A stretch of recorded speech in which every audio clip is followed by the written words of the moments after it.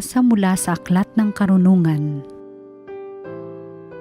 Lahat ng bagay ay nasa ilalim ng iyong pangangalaga at walang ibang Diyos na dapat mong pagsulitan ng iyong mga hatol. Sa iyong lakas nagmumula ang iyong katarungan at maaari kang magpakita ng habag kanino man sapagkat ikaw ang Panginoon ng lahat. Ipinamamalas mo ang iyong lakas sa nag-aalinlangan sa iyong ganap na kapangyarihan at pinarurusahan mo ang sinumang nakatatalastas nito ngunit nangangahas na di kapansinin.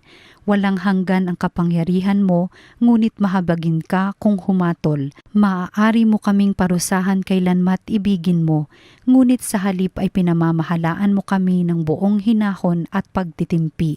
Sa pamamagitan ng ginawa mong iyan, ay itinuro mo sa mga taong makatarungan na dapat din silang maging maawain. At binigyan mo naman ng pag-asa ang iyong bayan sa pagkakaloob sa kanila ng pagkakataong makapagsisi. Ang salita ng Diyos. Poon ikaw ay mabuti sa lahat ng nagsisisi. Mapagpatawad ka at napakabuti sa dumadalangin at sa nagsisisi. Ang iyong pag-ibig ay mananatili. Pakinggan mo, Poon, ang aking dalangin. Tulungan mo ako, ako'y iyong dinggin. Poon ikaw ay mabuti sa lahat ng nagsisisi. Ang lahat ng bansa na iyong nilalang lalapit sa iyo at magbibigay galang. Sila'y magpupuri sa iyong kabutihan pagkat ikaw lamang ang Diyos na dakila na anumang gawin ay kahanga-hanga. Poon ikaw ay mabuti sa lahat ng nagsisisi. Ngunit ikaw, Poon, tunay na mabait, tapat at totoo, wagas ang pag-ibig, lubhang mahabagit, banayad, magalit, ibaling sa akin ang awa mo't habag, iligtas mo ako at bigyan ng lakas. Poon ikaw ay mabuti sa lahat ng nagsisisi. Pagbasa mula sa sulat ni Apostol San Pablo sa mga taga-Roma. Mga kapatid, tinutulungan tayo ng Espiritu sa ating kahinaan. Hindi tayo marunong manalangin ng wasto, kaya't ang Espiritu ang lumuluhog para sa atin sa paraang di magagawa ng pananalita. At nauunawaan ng Diyos na nakakasaliksik sa puso ng tao ang ibig sabihin ng Espiritu, sapagkat ang Espiritu'y lumuluhog para sa mga banal ayon sa kalooban ng Diyos. Ang salita ng Diyos. Salamat sa Diyos.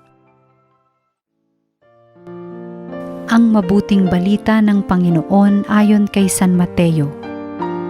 Noong panahong iyon, inilahad ni Jesus ang talinghagang ito sa mga tao. Ang paghahari ng Diyos ay katulad nito. May isang taong naghasik ng mabuting binhi sa kanyang bukid. Isang gabi, samantalang natutulog ang mga tao, dumating ang kanyang kaaway at naghasik ng masasamang damo sa triguhan. Nang tumubo ang trigo at magkauhay, lumitaw rin ang masasamang damo, kaya't lumapit ang mga alipin sa puno ng sambahayan at sinabi rito, "Hindi po ba mabuting binhi ang inihasik ninyo sa inyong bukid? Bakit po may damo ngayon?"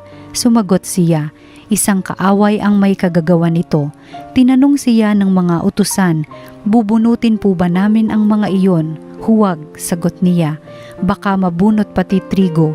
Hayaan na ninyong lumago kapwa hanggang sa anihan. Pag-ani, sasabihin ko sa mga tagapag-ani, tipunin muna ninyo ang mga damo at inyong pagbigkis-bigkisin upang sunugin, at ang trigo'y inyong tipunin sa aking kamalig." Ang mabuting balita ng Panginoon. Pinupuri ka namin, Panginoong Hesukristo.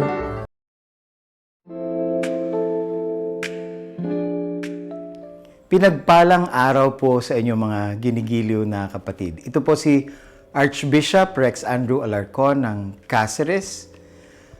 Inaanyayahan kayong pagnilayan natin ang salita ng Diyos, salita ng buhay. Sa linggong ito, sa ika-13 kabanata, chapter 13 ng Ebanghelyo ni San Mateo, ay nadinig natin ang talinhaga o ang kwento patungkol sa mga binhi na itinanim. At nang habang ito'y tumutubo ay nakita na hindi lamang mabubuting binhi ang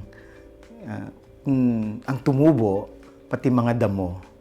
Kaya nagtanong ang mga alipin kung bubunutin ba ang mga damo. At sinabi ng nagtanim, hayaang ang mga ito'y tumubo at sa anihan na lamang gagawin ang paghihiwalay. Angkop at tama o tamang-tama ang mensahe ng Ebanghelyo sa panahon natin ngayon na nakikita natin ang pag-usbong, ang advance ng technology, ng science. At dahil dito ay nasanay tayo sa mabilis na pamamaraan ng paggawa. Kaya nga sa panahon natin ngayon, yung speed, virality, yan ang mga gusto natin. Nais natin na yung mga nagawa natin ay mabilis na magkaroon ng bunga.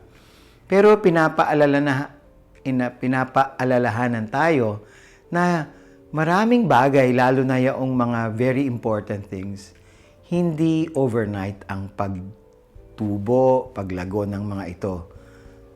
Maalala natin ang kasabihan, Rome was not built overnight. So, yun ay paalala sa atin na ang pagbuo ng mabuting pamilya ay hindi nangyayari overnight. Ang pagiging mabuting tao hindi nangyayari overnight. Ang pagiging magaling ay hindi nangyayari overnight. Samantalang mabilis na ngayon yung information transfer sa pamamagitan ng makikita natin, di ba? Exchange of information. Pero yung mga bagay patungkol sa ating pagkatao ay hindi madali o hindi natin nagagawa ng madalian.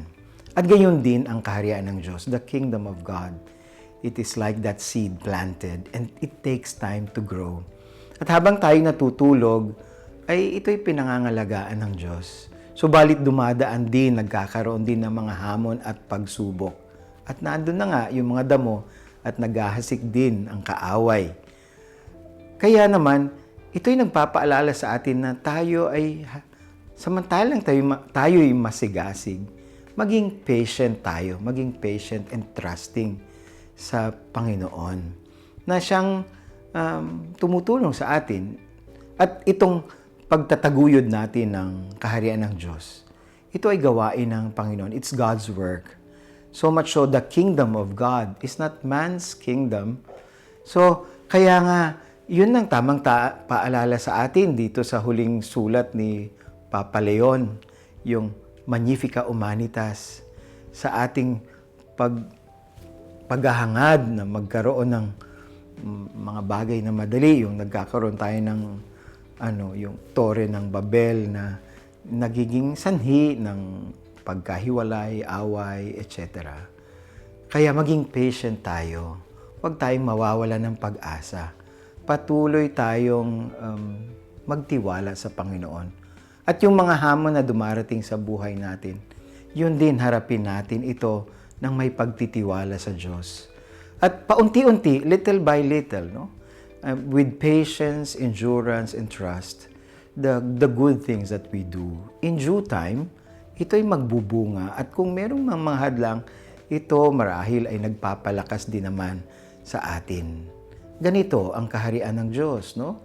At mayroon pang ibang mga, sa Ebanghelyo sa chapter 13, ay naandun pa ang ibang paghahambing ni Jesus, katulad ng, it's like the yeast, no? That allows it to become bigger.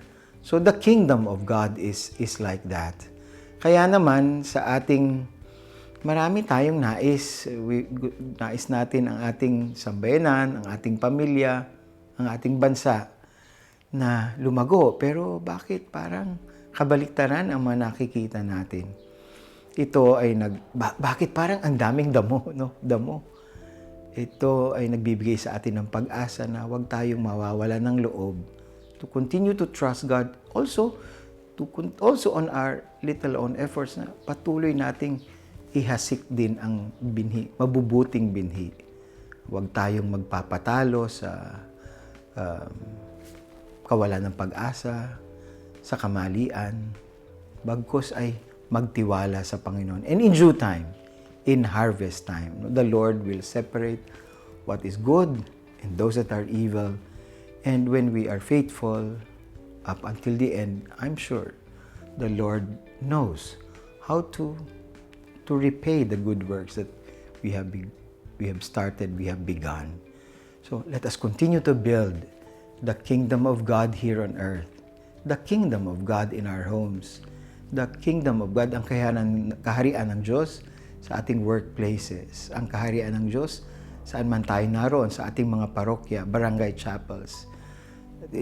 Magtulong-tulong tayo, no? Synodality, all together. But let us not forget, this is God's work, this is God's kingdom, and we are all invited to be in that kingdom. I pray that God may grant us the fidelity, the faithfulness. Whatever happens, whatever the circumstance, we trust in God and we continue to love one another, even those who are difficult to love, even our enemies, for that is God's love. Pinagpalang araw, pinagpalang linggo sa inyong lahat. Ito po muli si Archbishop Rex ng Cáceres.